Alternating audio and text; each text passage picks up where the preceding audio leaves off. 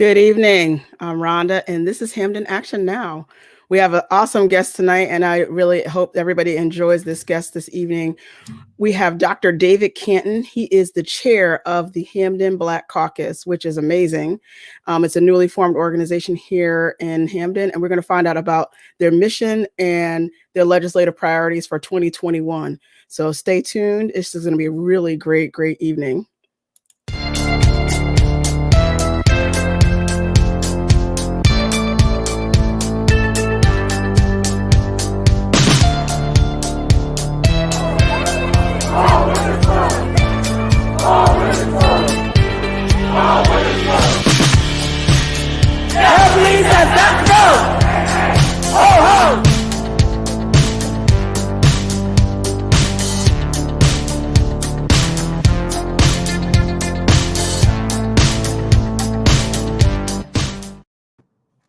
Good evening. How are you, Dr. Canton? Wow, how are you? Appreciate the opportunity, man. Those pictures, that was last summer. Time just flies. Unbelievable.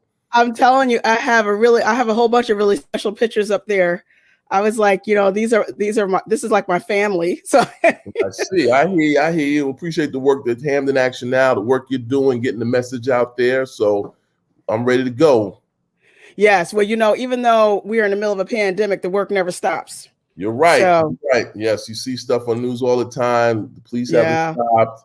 There's people in Congress doing their thing. So I got to do vigilant, the work that you're doing and what BCHC in terms of being vigilant and keep going and keep struggling moving forward. Right. So tell us about BCHC, because I know it's new and I'm all excited because y'all just admitted me to be on the board. Okay. That's great. Okay. So pretty much, obviously summer 2020, right? We know the murders of George Floyd, Breonna Taylor, and, what can we do?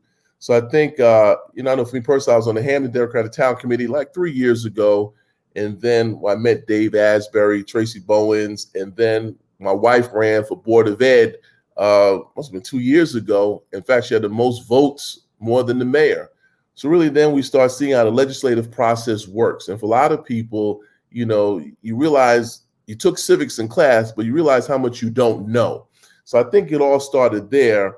And then we decided in the summer, 11 of us to get together, let's start a Black Caucus for Hamden, Connecticut. So what does that mean? We know African-Americans make a decent percentage, 35% in Hamden, and therefore that voice must be heard. However, we also got to understand how these systems work, right? There's commissions, we know city jobs. We also know with the decent, more Black teachers in the high school, in the middle school, elementary schools. So we know we have systemic issues in Hamden that reflect the larger issues of this country. However, you need an organization of critical thinkers. We don't all agree on everything, that agree that we have to address the institution of racism, that we all understand it's not prejudice. It's not about who's married to whom. It's not about somebody's feelings. It's about policy. And that we also know that we're moving further beyond just having the one or two Black people, but a sustained, systematic critique of racism. So we met last summer. It took all summer to get bylaws, become a nonprofit, and really make it something that's institutional based. So once you get the 501(c) rules, then you know that something's going to sustain. NAACP, say what you want about it, but it's been around 100 years because it follows that model. Yes, it's very bureaucratic, but there's processes, protocols on how it should function, and that's why it's still around today. So it's not no chop shop. You come in, no rules, just run all over the place, and then we know 6 months from now, we're gone. So it took that long to get that established, and now we're at a point now where people can pay a yearly membership fee of $30 and get engaged with the organization.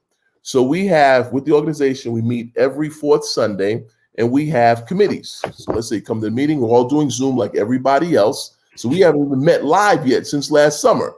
So we're doing Zoom, following all the protocols, but the work doesn't stop.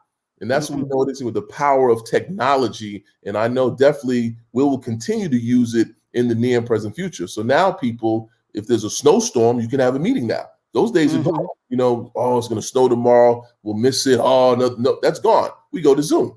So the work continues to get done. So you can't use the snow as an excuse now, which is a good thing. So now that you have that underway, we can continue to meet. So become a member, you join. You know, many people join a Black church but don't get involved in auxiliaries. We want all members to be part of a committee. Yes, you pay your 30 a year, but we don't want you just to be that paying member. We want you engaged, but you pick a committee that you're interested in. We have membership recruitment. We have technology, social media, political engagement, education, social, cultural programs. So what is your strength? If you know you're a tech social media person, join that committee. If you know you want to engage in educational issues, go to Board of Ed meetings and challenge the superintendent, join that committee. If you want to do food drives, Black History Month, Women's History Month, Kwanzaa, you join that committee. So within one of those committees, we know you have a skill set. Play to your strengths. That always makes the work not like work. If you know you can't operate Zoom, you can learn, but if you know that's going to be a stressor, why get engaged in that? But over time, you get more comfortable. It's always good to expand your skill set, but we use that mentality where put people where they want to succeed rather than force people. Well, we got 9 people. We need, if you have 3 strong people in one group, that's all you need. So rather than get it done. You get it done. And we all need to have 5 and no, play to your strengths. So those are the 5 committees.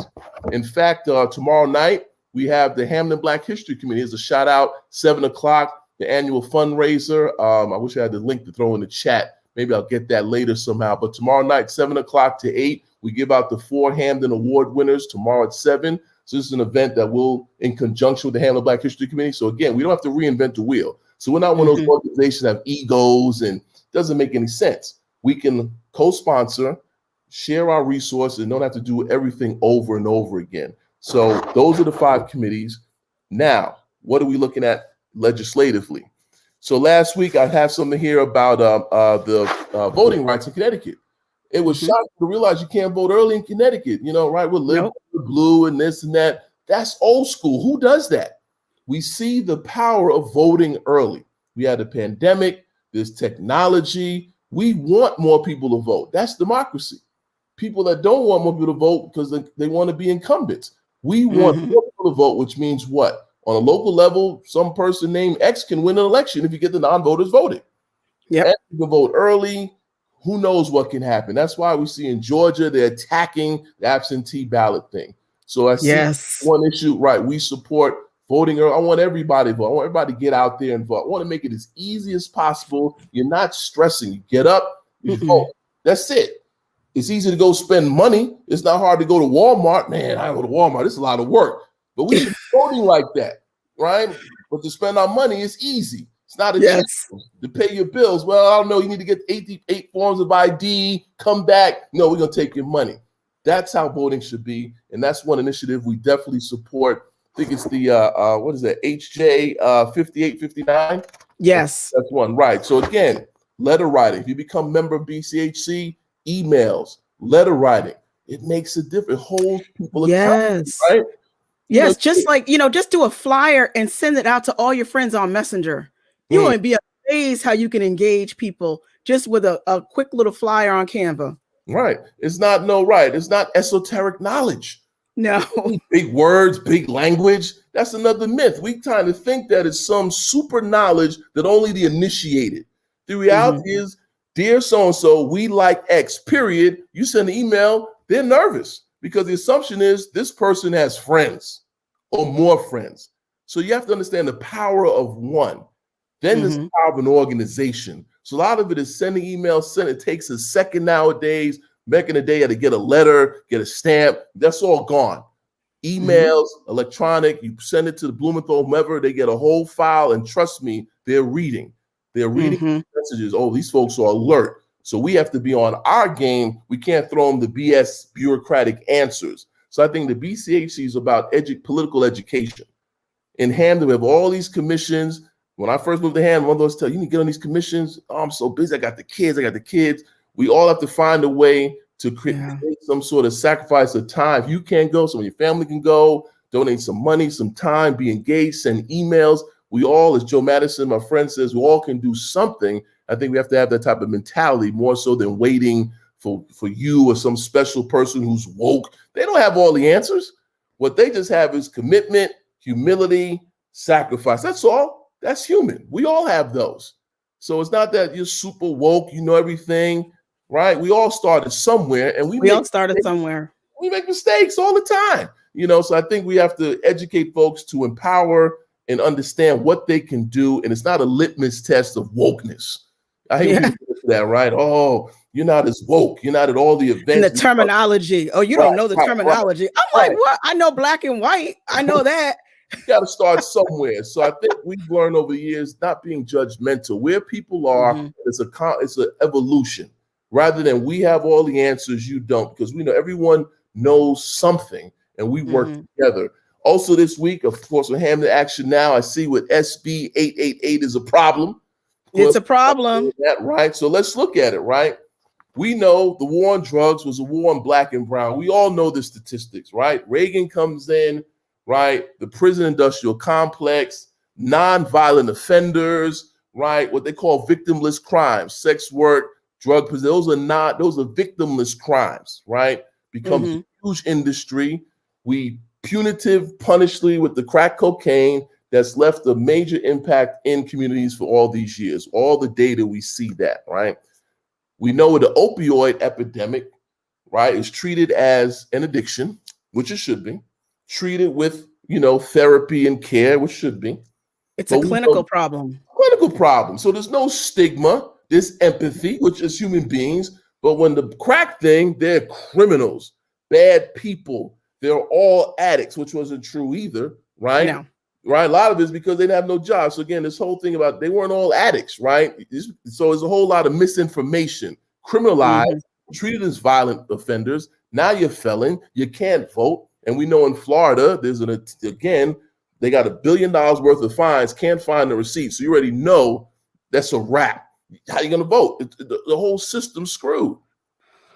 Oh, Lord, have mercy. We got to keep fighting it. What Stacey Abrams knows is what? There's still more non-voters in these states.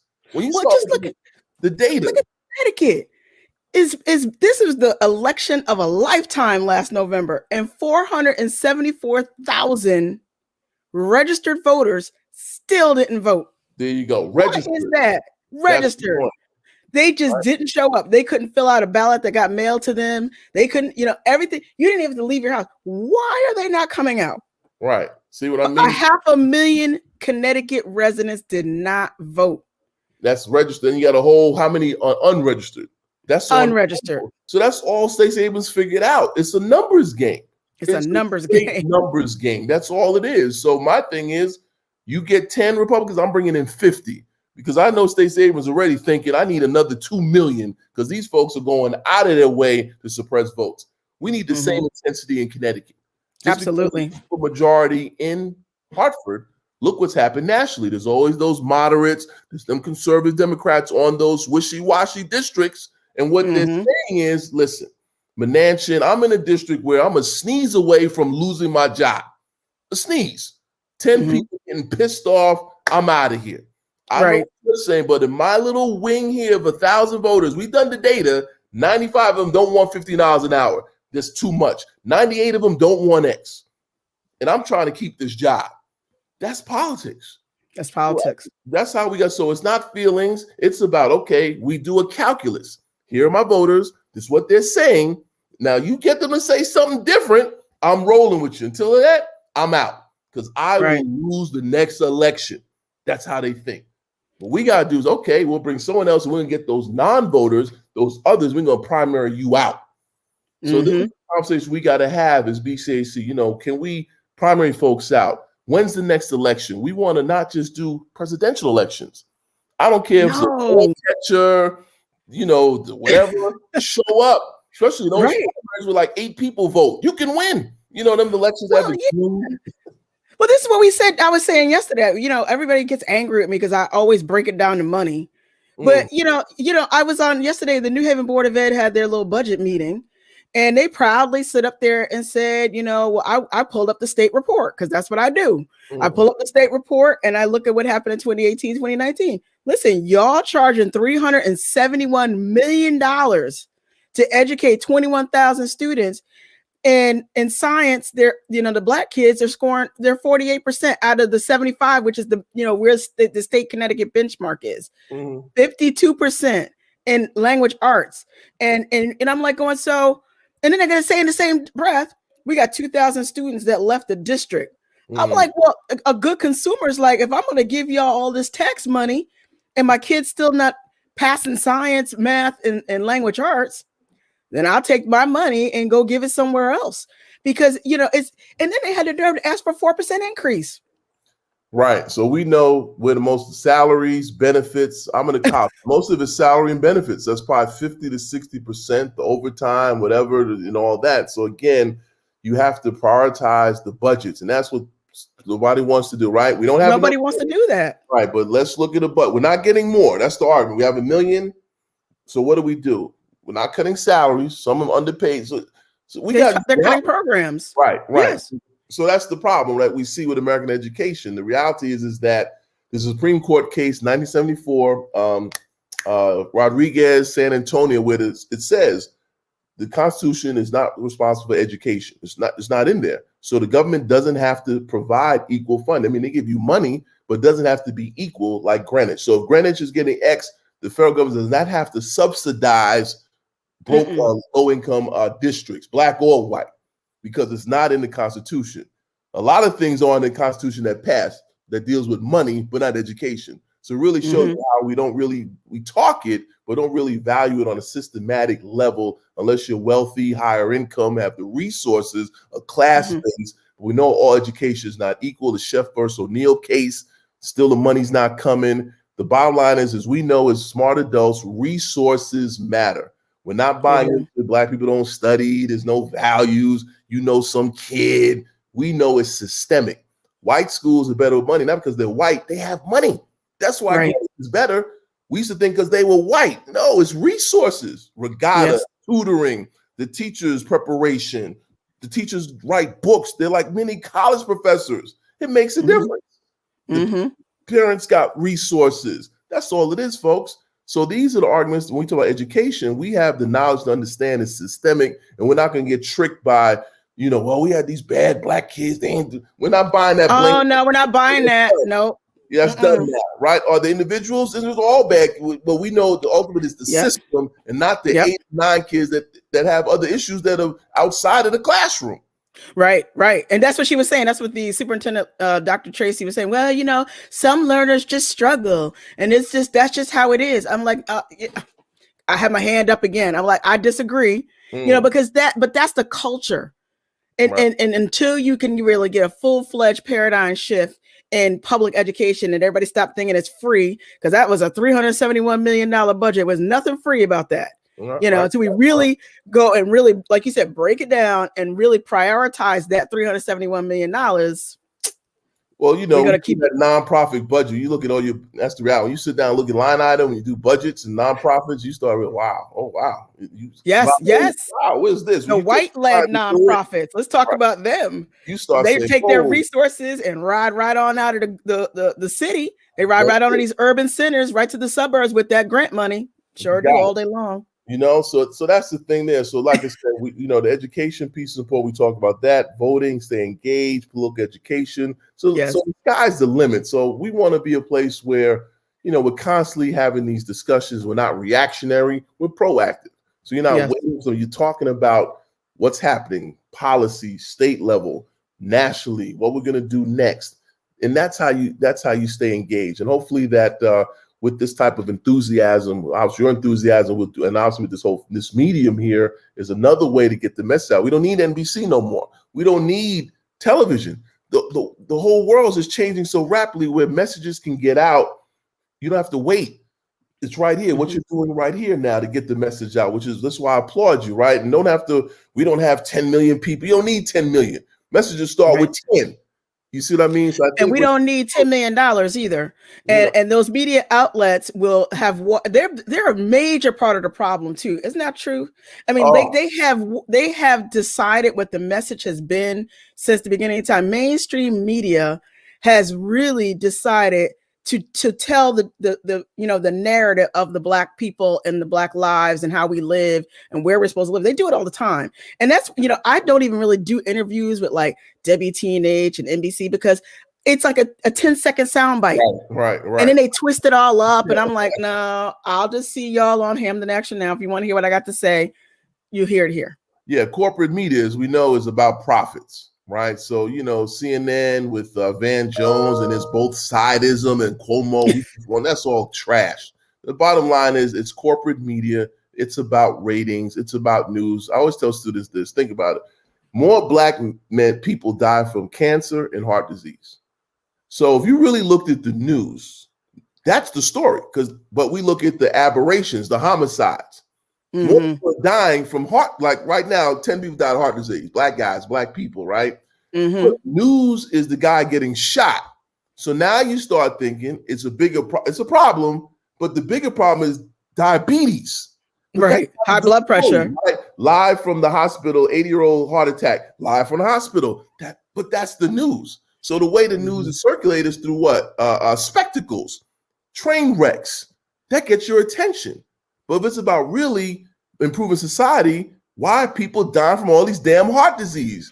Right. You see what I mean? But in your mind, you see the murder, like I know there's been murders in New Haven. I get that, but more are dying of heart disease and cancer, which is related to how you live, no money, no health care, but just shifted on the 20 murders. They're bad, I get it, but there's 5 people 3 times down heart disease. But the news is not going to do that. They're going to focus on the shooting, which is racialized. Black men are violent, super violent, that feeds a narrative that goes on and on and on and on. That's the problem. Criminalization. Right. That's easy. But we have a criminal state government that does not have health care for all. Now that should be in the news. Not.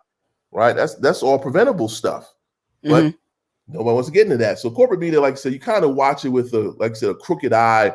Pretty much they do interview, they chop it up and squeeze a narrative that supports their perspective, because there's no such thing as objectivity, as we know. People have perspectives, they have an agenda, they want profits and ratings, but what you're doing here is independent media, and that's what it's going to take to keep this message, straight and what you want it to be. Yeah, I mean, and I don't know if I tell folks all the time, they're like, oh, well, you don't seem to have a lot of white people come on your programming. I said, no, if you want white folks, you can turn on the mainstream TV. You got plenty of them, they're everywhere. No, I said, and then people are like, oh, we want to defund Hamden Action Now. I'm like, well, I'm sorry, we don't get any funding either. So there's nobody to call to say to pull her funding. Right. Nope. I fund it. And again, we talk about, right. So again, like Black studies is only for Black, white, Black. That's one of the biggest lies. The reality is John Brown was a white man. He fought to end slavery and was hanged for it. And he made the famous quote, if I was fighting to maintain slavery, I would have been a hero. There'd been a John Brown stamp right now. If he was a major fugitive slave catcher, there'd be a holiday. John Brown caught 1,000 fugitives. But because he attacked slavery, a white man, which means what? Racism is socially constructed. So we're saying in Hamden Action Now, we want, it's this. Clean water, equity, human issues. You see what I mean? And that's what you're talking about. So it's really what's in your head and your actions. You see what I mean? So again, Clarence Thomas is Black. He ain't calling into this show. No, he's not. Candace Owens is not calling in. But there are progressive white people. I think the challenge is numerically, it's a numbers game. So I always say if there's 10 whites, I'm guessing 6 are Republican, 1's independent, libertarian, that's Republican, that's 7, 3 are Democrat, 2 might be moderate, 0.8 is progressive. So the problem is, how do you get that 0.8 to get the other 3 Democrats over more progressive? And I think that becomes a frustration, right? 7 are going to be on that side. We got 3 Democrats, 2 moderate, neoliberal, and then 1 progressive, maybe 0.8. That's the work we're dealing with, who we're checking on this show. So it's about ideas. So, and I'm not going to switch up. It's not about feelings. If you feel some type of way, go somewhere else. It's about ideas. Right. Just unlike the page. I just tell folks, if you listen, unlike it, unfollow it, and keep it moving. But we are on Twitter, YouTube, Facebook, and Instagram. So we're going to be everywhere. And if they come up with a new platform, we'll be out there. And Well, we're also talking about putting together a radio blog. Okay. So we want to also do that as well, because, if, we've been able to really, bring the state of Connecticut together. We have a coalition now growing in Bridgeport. Okay. We have, obviously we have great partners. Pamela Moore-Selders, who's actually been commenting, which is awesome. She's a part of Connecticut Black Women. She's the founder of that. They're Connecticut Moral Monday. They're in Hartford. Okay. So again, we're trying to bring, a coalition together so we can all keep track. Again, these are the legislative priorities. These are the candidates that we might need to be able to get, we could get behind these candidates, maybe, Democratic town committees. They're coming on your show soon. They're gonna have to, because yes, people they are. And like you say, you're doing, like Spike Lee said, guerrilla funding, going from the bottom up because of technology. So we don't have to wait. The guy on Channel 8 or the Register, or even Bill, what's his name, Independent, whatever that news, Bill Bass, his paper. This is a great medium. Definitely the work that you're doing is great, and definitely BCHC wants to be part of that. And definitely looking forward to the next election cycle where you have this medium now to get folks organized. Let's go vote. I know it's January 10th. I know it's hot in July. I know you don't know the candidates, but let's get out there. You can do something, because you got like 20% show up at those. No one shows up. I think my daughter worked one of them and said, Dad, it's easy money. It's dead. Yeah, it was dead in there all day long. I went in there. She was like, there's nobody coming in. This is the middle school polling station. Yep. And like, she's just, it's just, it was a primary. It was a big primary, and nobody showed up. Boom. So we want to change that, right? Turnout. When I tell you to vote for turnout, I want primary at 40%, 50% doing your job. So again, BCHC is not about telling you we're a nonprofit. We want you to register and vote. And you see the difference. Look at George. Look at the reaction. Sometimes you learn from the other side. Okay, they're going out their way to discount your vote. That means it counts. It means something. That's why I keep saying. I said, if it didn't mean anything, they wouldn't be trying so hard to suppress it. Hard work every day with a new scam. Every day. Like, can you imagine you just go to bed? How can I think of another hustle while how do you do all day? Rather than let's get people to vote. Let's get some policy head to head and register voters. No, I'm going to sit down, think of a scam. That's my whole agenda for the week, and come up with some nonsense instead of getting out, because they know numerically their policies don't reflect where America's going. You hate everybody. You just want the rich to stay rich. You don't want the black stuff. You hate everybody. You're a minority in that perspective. You know it, and I know it. The numbers don't lie. Do you know under 15 nationally, there are more black and brown kids? So any kid under 15, they're the majority. Since 2001, more black and brown babies are born. We all know the data. The demographers study this stuff. Tell the political scientists, say, listen, we got a problem. And the Republicans aren't shifting anywhere. We got to cheat, because we're locked in on free market, bad air, dirty water in Flint, anti-LGBTQ, anti-everybody. We just love 6 people. Okay. Right? This 6 right here is all the ones we concerned about. Trapped in the 50s and all that other nonsense, just like the minimum wage. Back when I was a kid, don't get nostalgia. Who can live on $6? That's not. Look, when the minimum wage came out in 1937, you know what they said? The same thing about 25 cents an hour. Go look it up historically. It's the same, what I call playbook. Okay, hold on. It's going to destroy the economy. We're going to be broke. Everyone's going to be socialist. Wrong.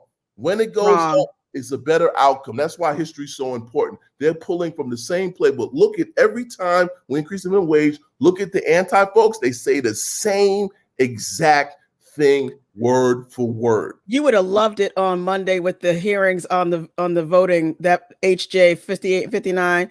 I mean, Senator Sampson, he literally cross-examined and litigated Denise Merrill's handling of last year's election.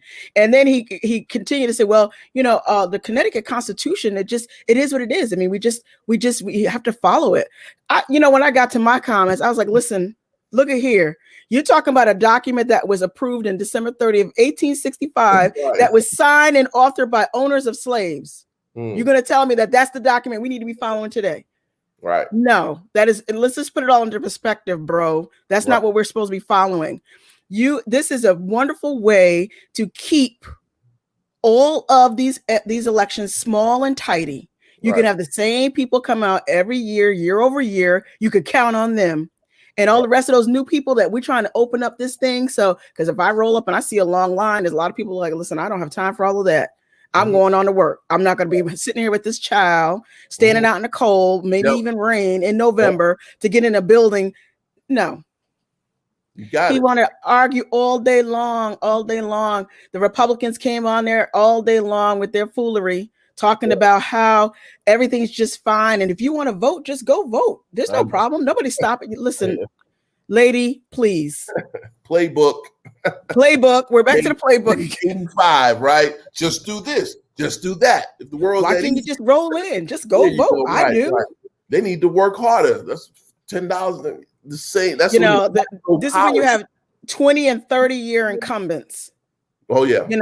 And they know they could count on those, like you said, those same 6 people come out faithfully every year, year over year. Elliot Engel in the Bronx, 32 years. Jamal Boehm took him out and destroyed him. I used to live in Corpse. I knew Elliot Engel. He used to come to my little candy store. Done. He's there too long in the first place. You're there too long to begin with. You probably know how to use Zoom. If you don't know how to use Zoom, I can't be an elected official. But Jamal Bowman came in. You got AOC. So the Bronx is a heavy progressive district. And that's going to be the model for the next. Just look at the numbers. And Connecticut is right on the cusp of that. So, so by you do what you're doing, you'll eventually have, I don't know if Johanna Hayes she's not considered with that team yet. But hopefully, if you keep pushing and pushing from the ground, I'm not, that might get it. Maybe she wants to, but she's doing the numbers. And, well, I don't have it yet. I'm doing the calculus. It's still not enough yet. I want to go that way. I just don't have the numbers yet in Connecticut, a blue state or moderate blue. So really now it's about a test about the Democratic Party in the state of Connecticut. I think that's what you're pushing. You're pushing. Right. You're pushing. Let's go with this thing. That neoliberal centrism is just not good enough. It's not solving social problems. And so maybe hopefully she might, over time, as she looks at it, wow, okay, 100,000 registered voters, early voting. I'm about to join the squad. Now I got it. Now I can go for it. But right now, I don't have I don't have the numbers. Yeah. So what did you think? What did you think about January 6th and the insurrection? Oh, don't get me started on that. Yes, please start. We all know. Obviously, black people have been a bloodbath. They still be picking up bodies, cleaning them up. They be scraping us up with a toothbrush. So the reality is, again, it just shows you the power of whiteness. Right? In other words, hey, let's go to D.C. Now, these weren't broke folk. The average income was $72,000. What people don't realize is that a lot of these are small business owners. So in rural America, they don't think they need the government. So their whole mentality, I have a business. I don't need the feds. You see what I mean? That's their mentality. So they have a small business. Woman that got shot had a pool cleaning business. All of them in the military. All of them Q9, 3%. So there's a lot of internal issues. They need a COINTELPRO clean out this stuff. Oath capers, yes. But the reality is, this is America. I'm doing a calculus that what they realize that might make white people mad. Even the one on the middle. Well, you can think that way. It's not hurting anybody. Now you're going too far. I can't take the risk by really going in the military and getting all that out. That can lead to something that I think they're scared to deal with because it's deep in law enforcement. Right. If they deep dive like they did with the Panthers, there'll be a whole lot of brand new cop jobs out here. We do that. They're mad. Pension, benefit, we got a problem. No one's going to admit that, but I know it's a calculus. Because they know it's a big problem, and that can go either way. That's why I think they'll do a little something for the egregious, but the guy just has a little tattoo, hasn't done anything. They'll find a way to toss out the egregious people, but the ones that are not hurting anybody, but that's a major problem. But again, it was insurrection. People are getting deals. They're on bail, getting married. They went home. Because I think that's the mentality. If we do this, the worst case, I'll get bail. I have no record. Trump confused me. Then I'll get community service. We'll get the egregious people. That's easy. But all the complicit people, like I tell my students, racism is degrees.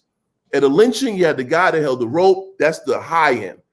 Then you have the people in the middle that watched. The majority was silent. Mm-hmm. That's how it works. The majority was silent. You see what I mean? But I'm a good person. I wasn't there. I told my kids not to go. I didn't do the rope, but I didn't say anything. So that's how you look how systems work. So those folks, that there's a gradation of those folks. The ones that kill someone to vote for no better education, no clean water. So you look at it from a policy perspective, insurrections are egregious, but you're still voting for policy. They share the same policies, right? Low minimum wage, no corporate tax, no health care, no programs, privatize everything.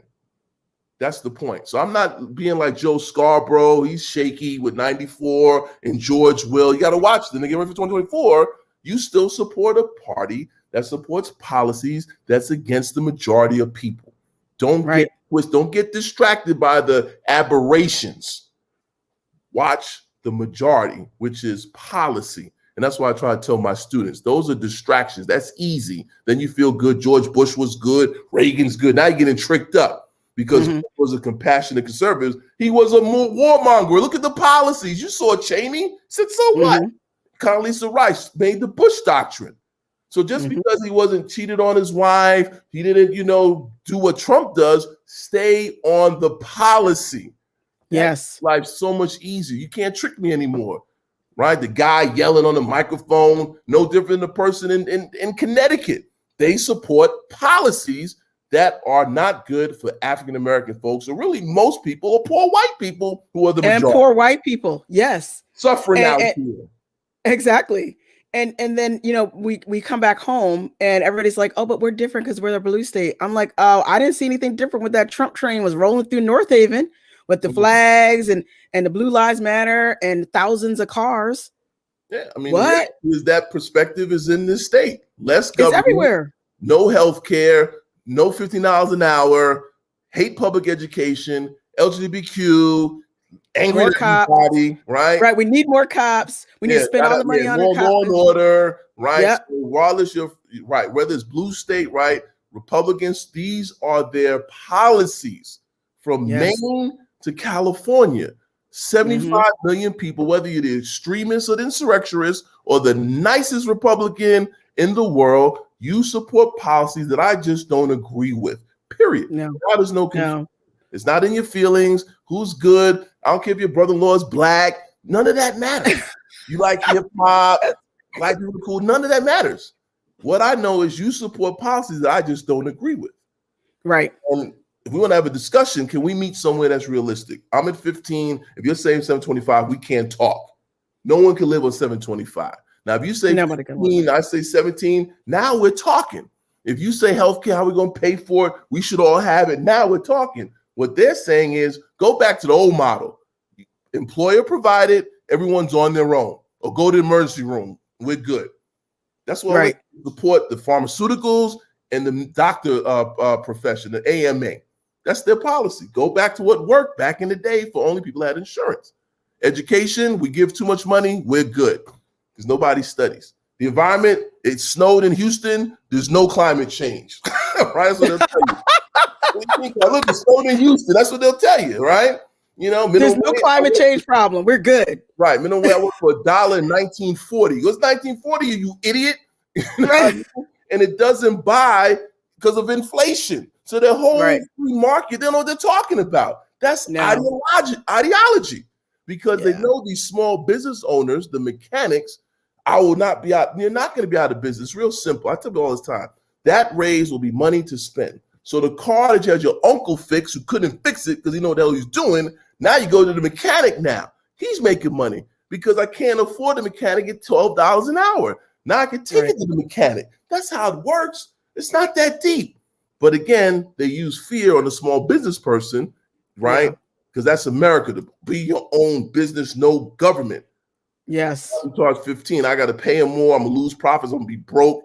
Most of these small businesses, they can own property. They got more than you think. They just try to play this broke business, but they're doing better than most Americans.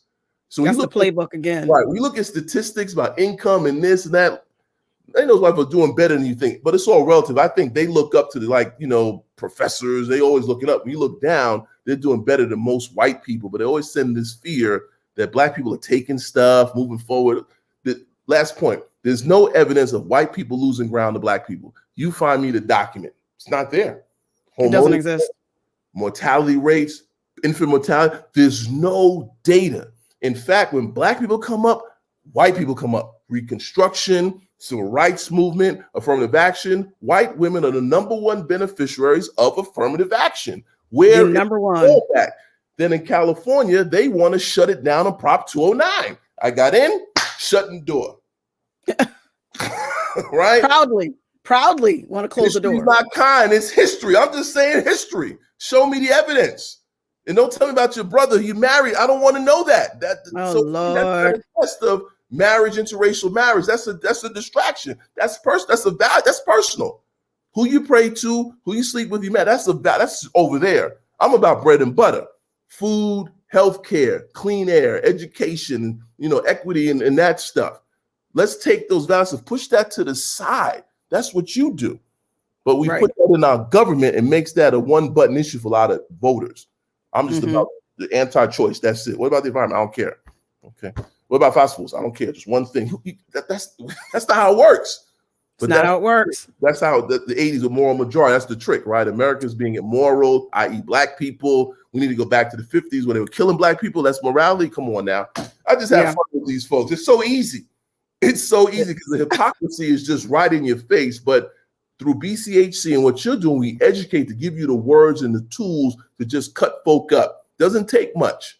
Cut them up, respond with some logic, evidence. You're good because all they got is talking points. Right, and do it unapologetically too. Yeah. And do it with intentionality. I am intentionally bringing up the slaves today. Yes, because that's how ridiculous y'all sound. I know. And we just, I just think there's been this culture here in Connecticut of black folks that just felt like they just didn't need to speak up. And I'm like, well, how much more do you need to see?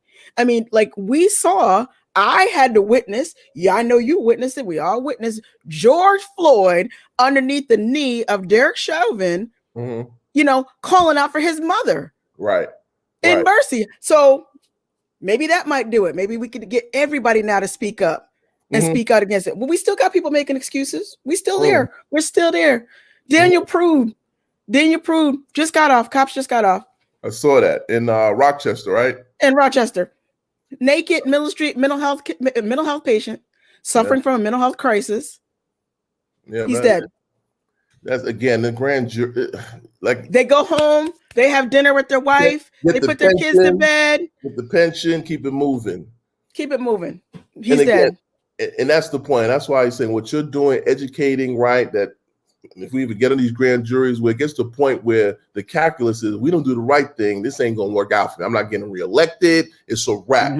That's what they respond to that. How they know emails, what you're doing. When this word gets out, there's action now, then I gotta think, man, how people listen to this thing? I don't know. I'm getting emails, I'm hearing you. If I make the wrong decision, I'm gonna get voted out. And I'm gonna be loud about it too. These folks are watching this stuff. So don't buy coming in, is only 50, she's just talking. This builds momentum. I'm telling you, and these folks are gonna pay attention. They won't make those decisions because you will get voted out. So what you do perfectly, I'm telling you, it makes a difference. So and you know what else is really cool, Dr. Canton, is that we kind of know how the system works. Yeah. That Democratic Town Committee, I have everybody who will listen to my voice. I have told myself, listen, how do you think people get on these ballots? And they're like, I never really thought about that. Yeah. I said, well, think about it. Okay. I said, think about it. I said, now, okay, all right, I don't live in Bridgeport anymore. I said, but how does Joe Ganim leave federal prison from robbing federal dollars from the town that he was the mayor of and go back and be reelected? Lord have mercy.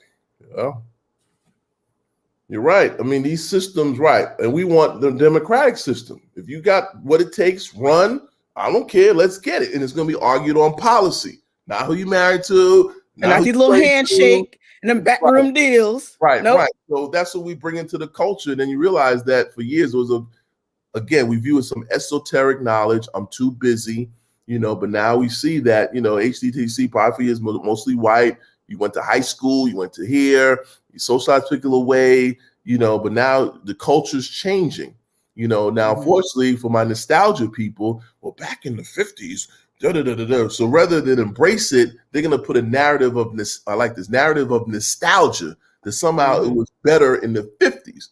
The reality is the economy was different. There was good working class jobs at Winchester, the tax base. You see what I'm saying? When we came on, you have a post-industrial economy where you have Walmart and tech jobs. The Walmart jobs, they don't pay enough taxes. Those are low-wage jobs, so the tax base isn't the same. We have Wi-Fi, different bills. So these nostalgia folks are going to start running that stuff when they see the different composition of HDTC. Rather than embrace it, understand the history, what role they can play, they're going to get nostalgia on us, go back to the 50s when it was perfect. It's mostly by Italian, Irish American, my granddad, this, all them stories, how they did this. But the reality is it was a different economy. Back then, and they locked Black and other folks out. So that's easy too. There was no competition. There you go. Where's the competition? Right. When you run it, you and your boys, it's easy. But now we're challenging, but we want democracy. Get in the game. Let's open. I'm good because it's about policy. We put the D in democracy. But those in power don't want that. They want it to be nice and small and easy. We want to be open. Always new ideas. We all don't agree. We want new ideas. We want young people, right? Because they have new ideas. We're not scared that, they're going to take over some nonsense. So I like the direction we're going, but I just think hopefully keep people accountable. And the economic part is key. You really have to understand the global economy and how that's going to make a difference on tax dollars, raising revenue. That's key. The whole taxing the wealthy stuff, we got to be on board in that. They're not. There's still in Connecticut. There's still plenty of towns here in Connecticut that are still, illegally redlining their communities, and that's the biggest part of the wealth gap in the United States is that we are so late in owning land, and we're still the land that we did own was redlined and had all the resources siphoned out of it. I mean, we all paid the same amount of taxes, but we didn't get the same amount of services back. And then we look at these communities like, I had, one of the senators said, well, we don't want it to be another annual year of 2021 to be another year of the same old urban ask. Well, how did they become urban? Right. Urban. They didn't just show up urban, and everybody acts like, these urban communities just were hatched one day. And so I've been in housing obviously for almost 30 years. And that's been my favorite pet peeve is about everybody wants to put up the blinders when we talk about redlining and have the deliberateness of our federal government and all, like you said, policy. I'm not living in a community that's got more than 20% Black and brown folk in it. And I'm going to make it illegal for you to do so. And by the way, those communities, we're going to siphon all of their money out and we're not putting any more of their money back in for services and education. Right. Because they waste money, right? So again, that race thinking, right? So we know the same Black house, same White house will be less. It could be square inch, everything. The house is worth more. And don't tell me white people are cleaner and they don't litter. It has nothing to do with that. It's racism, period. So when you sell your house, take your Black art off the wall, make sure they know Black books, you know what I mean? And then resale value. If you buy a predominantly Black neighborhood, your market squeezes down to 20%. So we see this all the time in Atlanta and all this. So even when Black folks come up, that white, and again, that's why you invest in whiteness. I can see it. My house is worth more. I live longer, better health care. I get benefit of the doubt. My life is less stressful. However, we also know there's many poor whites who are suffering too, and they don't get it. They are suffering. No health care. Trust me, the schools in the Naugatuck Valley, they're underfunded, but what they do is they blame Black people. We're getting all the money in Bridgeport. The reality is it's more expensive in Bridgeport than in rural Connecticut. So really it's relative, but because of racism, all you see is they're taking something rather than let's come together, go after the money, Greenwich, high end, and let's get this thing right. But they'll never do it. It's the old race divide. It's an old trick. It continues to work because our K-12 system does not do a good job of teaching these systems. We teach be good citizens. Vote on the 4th. Don't be critical. America's great. No problems. This is the best place in the world. We got the richest poor people. Just be a good person, right? Be a critical thinker to challenge this stuff. Why are there no black teachers in the high school? You see it, that should be in the class, right? Mm-hmm. You know, you should get a B if you don't ask that question. Come on now, but that's the structure. So what we're doing, BCHC, when we're talking, I like that we're at the structural level and we're starting the same language. So it's not like now, you come in where you are, that's fine, but we all agree that these are systemic now. So we're not falling for one black across the street or there's one white. We're done with all that. There's a black family here and one. We're looking at systems and we're going in after it through policy. And that's why I appreciate what we're doing together, understanding the problem is a systemic and not some individual and all those other black folks don't do this. That doesn't work anymore. I'm done with that. You know, so you come and start to blame the black people. So we have a problem because you're speaking, I'm speaking another language because we know it's the system. People are trying, but it's the damn system. People work hard. Americans work hard. Anybody in the world. We do 80 hours a week or any industrialized day. So it's not about values. Well, back in my day, back in your day, nothing. We work more now than ever. Right. Regardless of class. Just to make it. That's a problem. That's but right. It's values. No, that's wrong. It's people working harder now. So we got to change. So we understand that. Or undocumented takes jobs. No. Them less. So don't say that around me. The employer has the agency. Oh, Rhonda, you want 12 an hour? Bye. I got this dude at 8 an hour. Great job. And don't tell me as hard of values you're late. No, you're not going to work for $8,000 an hour. You can't pay bills on that. So little stuff like that, we all agree are our baseline. We don't say those misinformed things anymore. We're educated. We know, and we work together. We work with progressive people, and we start from there. We're not starting from, well, they take jobs. Nope, you're wrong. No one, wrong. They don't take jobs. I don't hear that. Or these schools get all the money. They should just, the parents are doing a bad job. Okay, we got a problem. So we're starting from a premise that it's the system. That gets me excited because the reality is Dr. King said that in 1968. They started from there, but somehow that got lost in all the, obviously the racial progress that was made on TV. But now we know that model is not sustainable. It's a start, but we got to deal with structures, which is a lot of work because it's a lot of people don't understand it because we're not educated about structures. We're educated about individualism in this country. Right. I agree. Totally. Well, I'm excited. I'm excited to be on HB, Hamden Black Caucus. I keep saying it wrong, but I'm excited, and I'm excited to, like I said, this wasn't even Hamden Action Now was just a thing, when Devin Eaton started shooting at folks, and I just went on and created a page because I was like, we need to bring together a coalition of people to come against that, and whatever the policy is that says it's okay for this guy to come out and shoot at this kid 13 times. And he thought he was just going to go home. No, you were not just going to go home. It's not going to go, oh, well, I shot at this kid 13 times. I'm going to go home, put my kids to bed, have dinner, walk my dog. And it's going to be just another day at the precinct. No. It's not, it wasn't ever going to go down like that.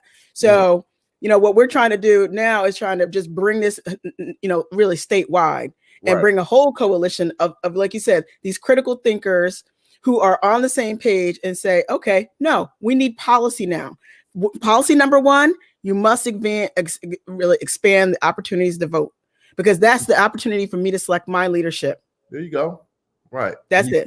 And group new leaders. If you look at Student Nonviolent Coordinating Committee, right? These are young people. Then they became John Lewis, Julian Bond. They got educated from the grassroots.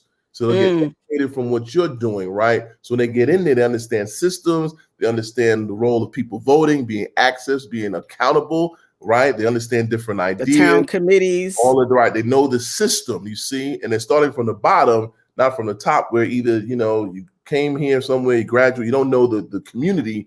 I think that's how so we can develop young people, young people who now have a foot in the grassroots, understand the systems. Then when they get to Hartford, they have a whole different way of arguing, debating. They know the issues, not going to be distracted. Oh, yeah, don't be so hard on those Republicans. He has a black wife. We don't care. I don't care. I want my policy. I saw him giving out turkeys. Okay, but he still is against climate change. See, we're not getting caught up in that no more. We understand that. That's not. Well, he's a good Christian. That's fine, but I want some from clean water in Flint. I want some better schools in Bridgeport. So I think coming through this model, we know the arguments to give our representatives. And anything less is not going to be tolerated. It's just not going to. There's no climate change. You're out. It's non-negotiable. $50 an hour. Boom. Anything else, I can't start from there. And I think I like what you're doing. And I think with BCHC, with this medium now, I guarantee the next few primaries, different elections, I bet you there'll be whole different outcomes, new candidates, just a new feeling of empowerment on the election level, and also holding folks accountable. Now that you have this platform, a few more weeks, they'll send their aides. You know what? Just look at that every now and then. Trust me, they do stuff like that. They'll send. They definitely do. Go look at that. Just let me keep in what's going on. You know. You'll see. You don't have to aim. You don't have to say. You'll see over time. They'll start peeking in and getting ideas, and that's when politicians say, you know what? That's 1,000 people. I have to look at the policy. So these things, like our group takes time. What you're doing takes time. We do it together. Everybody wins. Well, I'm so happy that you're able to come, and I'm happy I'm on the board, and I'm going to be working with, whatever. I will always be the voice of legislation and policy because I don't have a problem. We got you on that political. We're going to speak power to power. I'll call it whatever. I've been trying to get Governor Lamont on the phone. Rosa DeLauro, they not returning my phone calls, her camp. That's fine. They will soon. I will see you soon. When the numbers start picking up, they're gonna have to. When it's election time, that's what they respond to. So once the numbers 1,000, 500, once the numbers come, the aides will say, "Listen, I don't know about you. These elections getting closer. You're gonna get ripped up a bit, but you just gotta suck it up. Whatever you just take it." That's a lot of votes. I'm just saying that's how this works. So rather than be scared, let's get in and have a conversation. Let's just do it. That's all. And the reality is, more likely, most folks will continue to vote. But when you do the disrespect and not show up, that's what people like, what's going on? Then you start to get the side eye. It's like, okay, so how many times I got to call you to say that we have an issue in our community and I don't get a return call? Right. That's a little bit of a problem. You keep being consistent. By next year, this time, they're going to watch. They coming. They're going to have to. Someone's going to have to. They want to win or get their message. I bet you start with a local election. I guess we have a mayoral election coming up. There we go. We'll see. It's coming, So what happens? You know what I mean? Whether it's 100, there's 200 in your pocket. So I'm looking forward to that and see how that works. But trust me, they're coming, and you'll see. So it just takes time. I'm really excited for you and however BCHC can help. This is a great platform, and definitely like what you're doing. Well, thank you so much. I'm so happy to talk with you tonight. And, I was like, I know you are super busy. So I was like, I'm going to just send you tell me what date you're available. Got you. And how this Black History Month, after tomorrow, that's it. Yes. You're everywhere. I'm like, he is everywhere this month. So I'm thankful for you and your leadership, our fearless leader. And I'm going to keep, we all going to keep every week we will have programs on here. Every week we have people all around the state wanting to come on and share their story and their work. Okay. So we're going to continue on. Okay. Ever had Anthony Nolan on your show yet? No. Tell him to send me a messenger inbox or something. Good friend of mine. He's a rep out of New London. Oh, yes. Yeah. Good people. I'll put you something in the message to reach out to him. He'll be great for your show. Awesome. So we're trying to get folks from New London and Bridgeport just to come and talk and just tell us what they're doing, how's it going, and just so the community can understand that the stuff that you see on TV is not the reality of what's going on in the community. Correct. This right here, a college level professor with a PhD running a nonprofit in Hamden. Nobody knows about that. But they were quick to get on and talk about, somebody got shot and somebody did this, again, to continue that ridiculous narrative. Right. No, We're not doing this and that. I like that perspective, right? Because again, more people, you better have a show on heart disease. Right. A health official. That's the bigger number than then people get, because the stereotype of Black men extra violent, right? That feeds that rather than we're dying because of no health care. And terrible jobs. Terrible opportunities, employment opportunities, all connected. Terrible education. Right. Yes. That's taking out more people than homicides. But it's not newsworthy. It's not, because ultimately something that Black people doing wrong, so they don't have a job. So if you might have someone who talks about health, the Black women mortality rates for babies. Even Oh my middle God, class yes. Black women babies are dying. Where you have Yes. healthcare, prenatal pills, clean house, clean water. That racism, sexism is real. That's a good Right. show. That's an episode there. You see what I mean? So we understand from your show is that we're looking at not the spectacles or the car accident. You're looking at Black life from a perspective that's the norm, right? I think that's a good way of looking at it, rather than the aberration or the spectacle, right? Right. What's Right. hurting- We have a what- guy with a video camera running around New Haven he's the spectacle guy. So he takes his little camera, and we always trying to figure out how can he get to a shooting like when the cops roll up. So you must be connected somehow. But he rolls up and he's on site in New Haven, and he's videoed. Like, you haven't even called the family. The family doesn't even know what happened yet. And here you are parading our business and our hood out all over your Facebook and your YouTube channel. I mean, it's horrific. And using by police, right, to have more law enforcement, right? So again, we're not saying that's an issue, but this systemic stuff. Where's cameraman where there's not enough Black people in city jobs, the schools, the health gaps, the mortality gaps? Let's do a story on that. That's not sexy. No, it's not. It's sexy to go out there with he's walking around with a bulletproof vest in Fairhaven, videotape and talk about, well, I'm worried. I don't want to get shot. I'm like, listen, bye.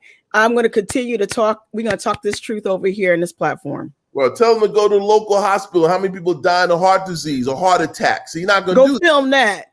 Right? See, not, and that's the majority. So we have a health problem related to the system. See, that's not newsworthy, but that's the numbers.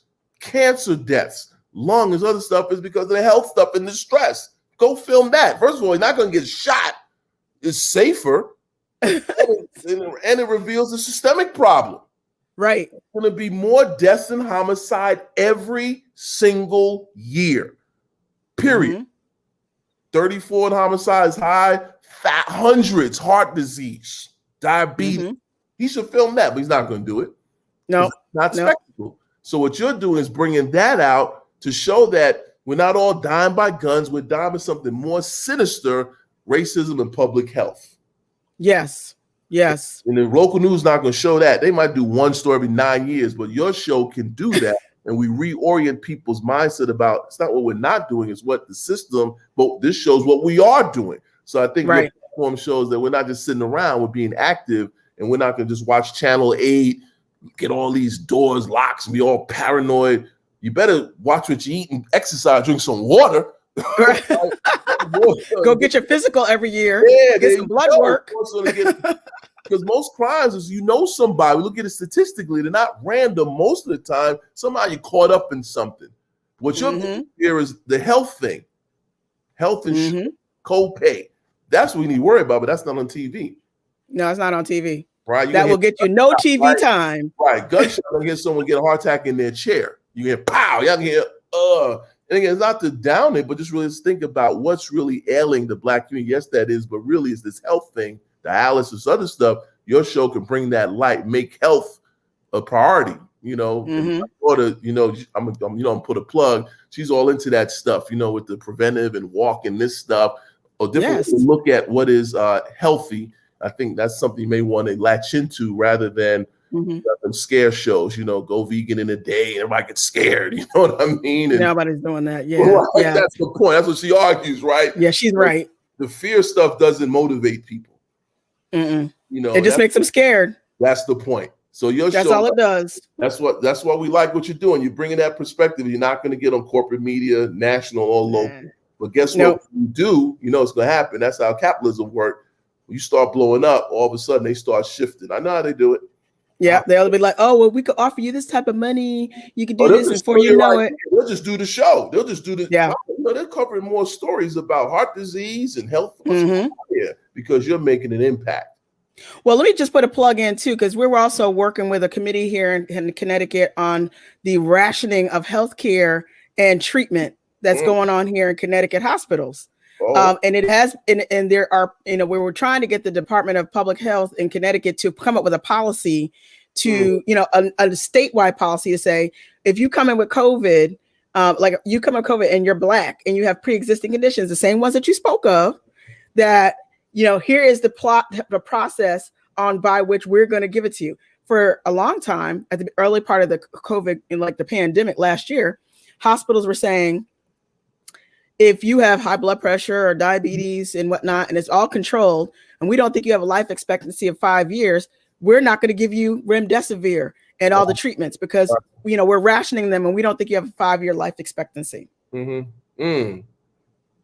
So you in the hospital by yourself because we're all in a pandemic. Yep. Your family's at the house. Nobody knows what your rights are or whether or not you could even appeal this decision. Right. So all they do is they call it, oh, Mr. Canton, we can't, your father, he's got diabetes and high blood and he's not really in that good of health. We're just going to keep him comfortable. Right. You could be like, okay, well, I guess that's the best you can do. Yeah, we've done the best we can for him. Meanwhile, there's a whole process by which you can say, no, I want to appeal it. Here's the process. And we need to do this all within the next 24 hours because he needs a treatment now. And you're not good. They got death panels going on in hospitals all over the state of Connecticut as we speak. And we now have raised it to the level of policy again, that our committee has raised it to policy to ask that this bill be drafted. We even gave them our committee led by, the New Haven Legal Aid is even drafted the bill language. This is what the bill should say. So we're trying to get it raised. This is how policy is changed. We don't even know how many Black people and brown people have died in hospitals around Connecticut because somebody somewhere decided that their life expectancy wasn't enough for them to get remdesivir and the treatments. Somebody made a decision on their own, right? So again, Black lives don't matter, right? So again, in our system, how we're socialized, and these are medical professionals. And so again, system, right? Again, you can't question their ability and their authority and their decision. If they decide that Dr. Canton doesn't need to get this treatment, well, I guess, they did the best they could. They're wearing the white coats. Right. See what I mean? And again, there's a whole thing on the belief that Black people feel less pain. There's, med students believe that. So these are the deep structural stuff your show's going to address, right? Where's this thinking come from?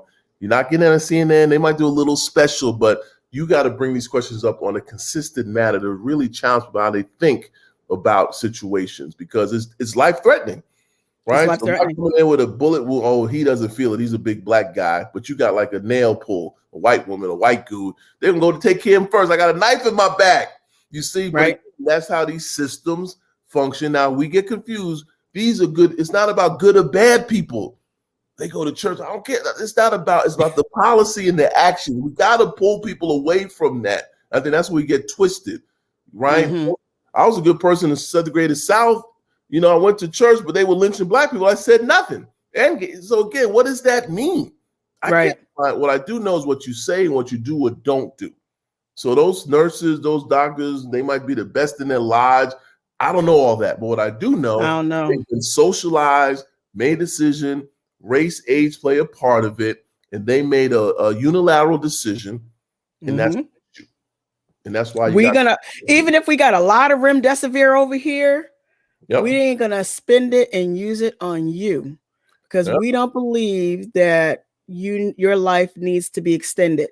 Right. So we're going to just make you comfortable, if that, and then we're going to just go on home. Again, we're going to go home. We're going to drive to our suburbs. We're going to kiss our kids. We're going to feed our dog. We're going to walk our dog. We're going to get on with our lives, knowing that we chose not to give this one patient or these 2 or 5 or 10 or 15 patients the treatment that could have saved their lives. Well, the bottom line is also you blame the victim, right? Because of bad eating, how Black people are. I mean, again, exactly. A rationale. Well, if it was me, I don't have diabetes.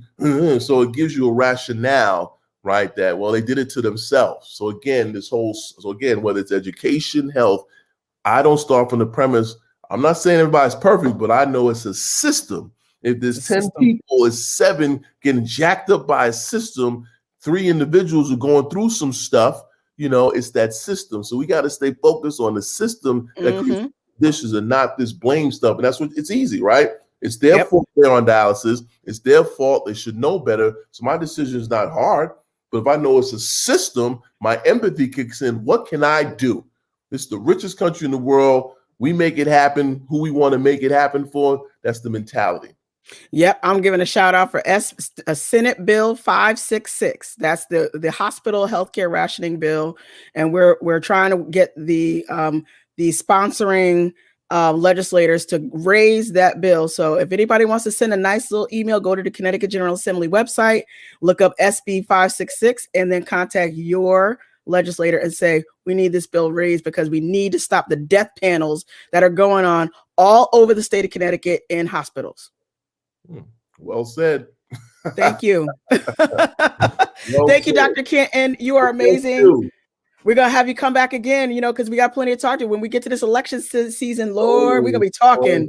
It's going to be hot this year in 2022. I mean, it's going to be, whether you go local, national, people can give money local. As Stacey Abrams, 2022, we got to get on early. Donations, calls, money, fly down there and help, knock doors. Warnock, and they're both up. So that's something you'll talk about. And again, politics is local, but we can also, with technology now, you can reach so many people. $10. I mean, it's amazing what you can do. So definitely, this platform can help them in Georgia, and because that's going to be whoo.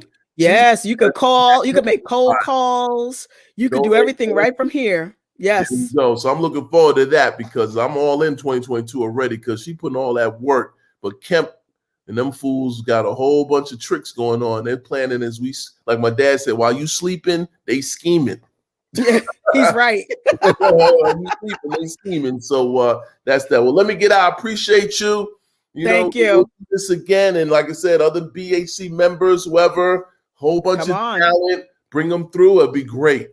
Yes. Thank you so much. And I'm going to be sending everybody an email saying, if you have a issue regarding policy, come on, let's talk about it. There you go. Appreciate you. Have a good night. You too. Bye-bye.